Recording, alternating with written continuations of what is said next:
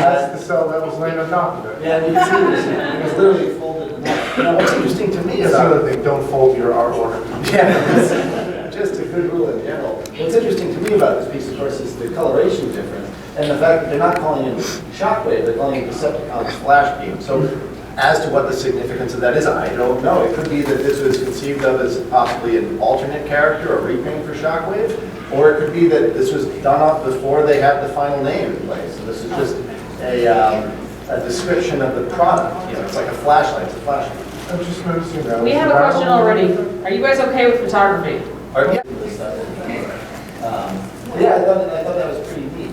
And then I assume there's some G1 cartoon fans in here. So I want a quick shout out. What's the worst? Oh, well, Carnage and C Minor is a close second spot. Carnage and C Minor is the greatest episode.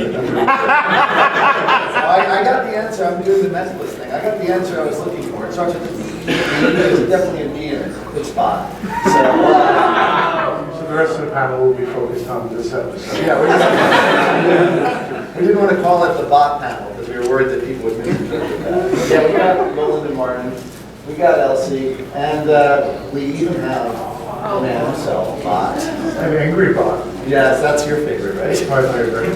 So I like any artwork where you can just take the pre-existing artwork and just change a little detail, and it's a new piece of art. they got rid of the early to mid 90s, but there was some debate over what exactly Soundwave transformed into in the pilot. Some people thought he was the equivalent of a telephone pole or a communications tower. According to the designers, it was a lamp. Jim totally didn't just write that on there before. I use my handwriting for that. Megatron's master plan. I always had a soft spot for spaceships. It's hard to take a look at exactly what the ship looked like in the context of the episode, but this is the design that they came up with. I'm not quite sure what's going on with the front of it. I'm not sure if that's with perspective or it's asymmetrical, but it's a neat ship. And since we're on Megatron's master plan, I thought Sean Berger was a fun one. This reminds me of something. The guy who wrote that art of the video book. I'm not familiar with that. But since we're talking about late-stage capitalism, I thought we could this is a fun piece. This is from Autobomb, but it wasn't used. Obviously, it's drawing its inspiration from what would eventually be Rewind and Eject. Given the time frame, this might have been an early attempt to use something like bolts. But there's no name on it, just robot cassette. So, yeah, your guess is as good as mine. I assume that's cool.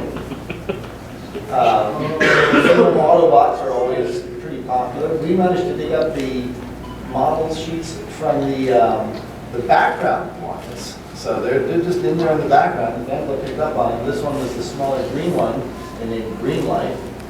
And this is the animation model from the orange larger one, which we call Lancer. But I thought that was pretty neat. Question? Yeah, there's a page number at the bottom. Is there a significance to that you know of?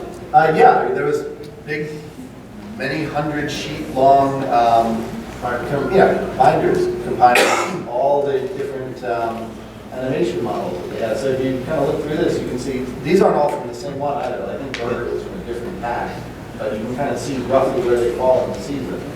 So 188, 167, 204. So they spent a lot of time, 40 or 50 model sheets just for this two-parter. And here we are, several hundred pages later. But yeah, they did say it.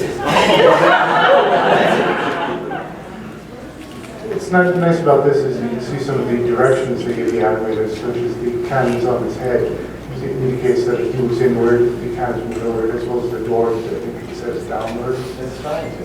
Yeah. And these are photocopied, and one of the things we tend to do in our books is restore them. These aren't restored pieces, so you kind of see that there's some degradation on the lines, if you look at the lines at the top of the wings. That's just from being photocopied again and again and again. Oh, this is fun.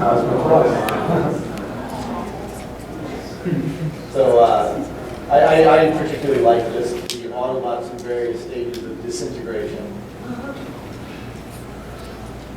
Well, this is another unused piece. So this is from Starscream's Brigade. There's a ship, or a futuristic transit. I'm not sure if it would have been used when Starscream visited Cybertron, or if it would have been used in flashbacks. clearly they had something in mind for a vehicle for someone to fly around in. What exactly it could be, I'm not sure. And Starscream's Brigade, one of the things I really liked about it was how you got to see where Starscream dug up the bodies that became the Combaticons. All the various World War II vehicles, they all had model sheets. Most of them had two. Swindle didn't, because they didn't make a separate model sheet for what the Jeep looked like. For example, I guess they thought the toy model was close enough. But most of them had several. So the pre-Combaticons, here's Vortex, so Corsair, and Flying Fortress version Blast Off. Brawl is a Sherman tank. And Onslaught, they didn't make a model for this vehicle all fixed up. So Onslaught never turns into it that way. It just goes right from this to the final Paragon model. I wouldn't tire on that. Oh, yeah. No, they had fun with it. Oh, okay. So that was our animation models. One of the people we coordinated with a long time ago was the guy who did the Genesis art book. These are some pages that got cut out of that book. So, yeah, Noble, and yeah, so those almost made it into the final Genesis book. I don't know if anybody here has read that one. These are ones that got cut out. Now the Grand Mall, I think I've shown this one on my blog, but I always loved the floating Megatron head from Beast Machines. And you'll get a chance to chat with Bob Scurry not too long from now. But You used to have an army of Fort Jackson. But in the course of the series, there's an episode where it transforms into the spaceship mode. You don't really get a great look at it in the episode, but this is the animation model. I thought that one was pretty cool.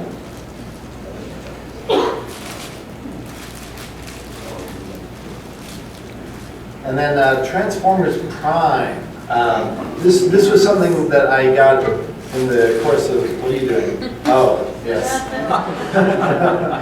In the course of putting together Transformers Prime, we got tons and tons of models, and we did, for the most part, a pretty good job of getting them all in place. This one we just didn't quite have room for. It wasn't quite dynamic or exciting enough. What I really liked about this one is getting a good look at what the antidote text looks like inside the context of the chess guy. All of them worked for the Transformers fan club. That's when we told them we were doing a panel on some unreleased art, they asked if we were interested in some of the unreleased concepts they had. So If only Lego was so good. but yeah, obviously they never made a Creo of Circuit Breaker, and whatever reason you're thinking is the reason we didn't do it. That's probably the reason it is. There you go. This was one that I worked with. So. No. I'm a big robots guy, so when I found they gave me several hundred to go through. I said, I can't go through several hundred, but this one caught me. And then this one was an alternate idea for what the Army builder would have been in 2012. The one that they went with was the Shattered Glass Junkions. So they all had different heads, but they liked the idea of mixing up the set of it. So here, instead of different heads, you'd have different companion pieces for the, you did 3 black hat and stripes for the Ravage movements.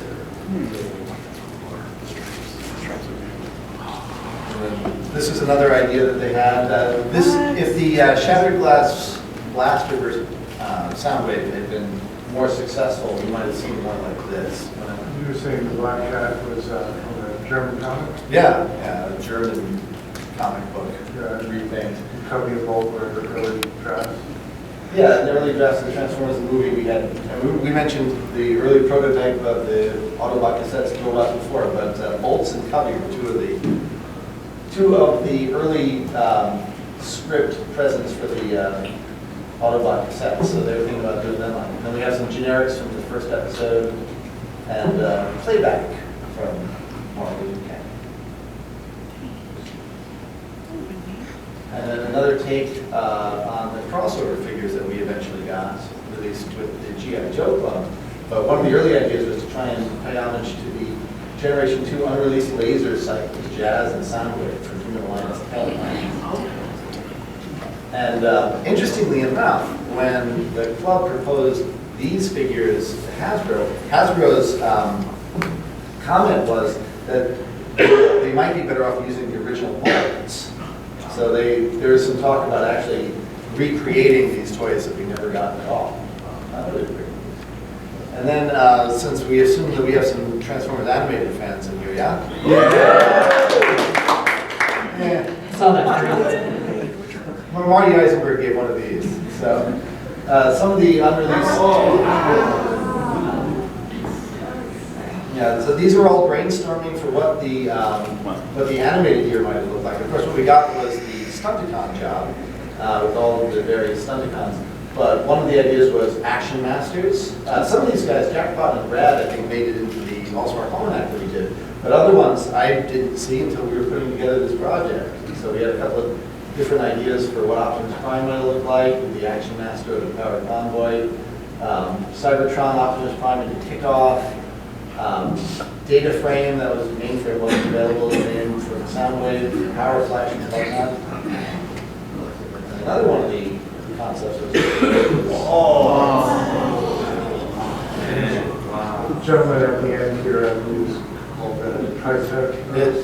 Trinox, because you know he's a Triceratops, so Trinox. It's a hard word for me. No, it's not. Right. And Optimus Prime, Ultra Sentinel Prime, and your Monster Megatron. Let's see.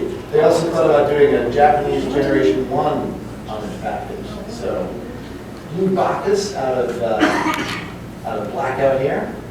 It's a fun concept. Megatron. It's a nice one.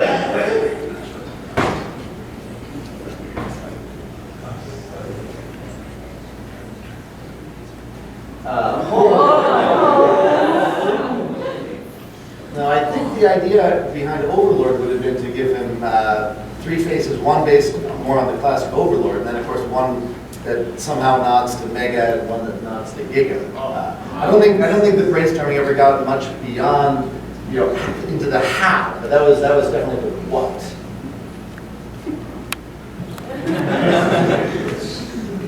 You ran this out of Bulkhead? I guarantee you Derek would have said no to the session. unless maybe we got that head. Oh, sorry. I love how random this one is. Yeah, who doesn't need a Kill Bison? Are any Kill Bison fans out there? Yeah, I got 3 people raising their hands. You're lying.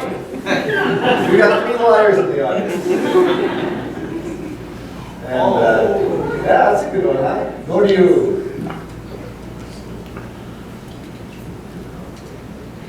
And then I think the other ones were some sort of random ideas that didn't necessarily have a theme to go with them. But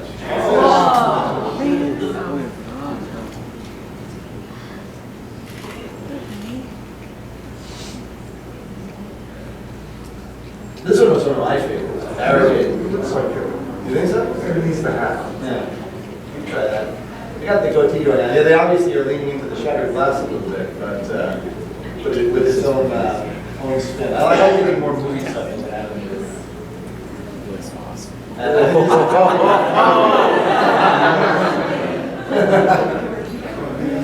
So, if you read the text, it says that they probably wouldn't have called him GT Swindle. The names they were considering include Hardtop, Leland, and Rollbar. But I love I don't know what the Leland's about. Yeah, the barcode is fun. And various door decodes they're considering. Anyone know what the 3 swindle heads are about? Yeah, Swindle, Swindle, and Swindle from Axiom Nexus. Fire beware. So I wanted to talk a little bit about it. Yes, thank you. We're putting a lot of emphasis on the history and the context. We're going all the way back to '84, and we're breaking it up into 5 sections. We're going to be starting with the packaging artwork. That's about roughly a 5th of the book. Then we're going to go into the comic book artwork, various animation production art, video game art concepts, and finally the live action film. So we've got a whole bunch of behind the scenes stuff that we've seen before. So I'm really excited to announce Transformers: A Visual History. That's from Viz Media, and it should be out in time for Christmas. So we're targeting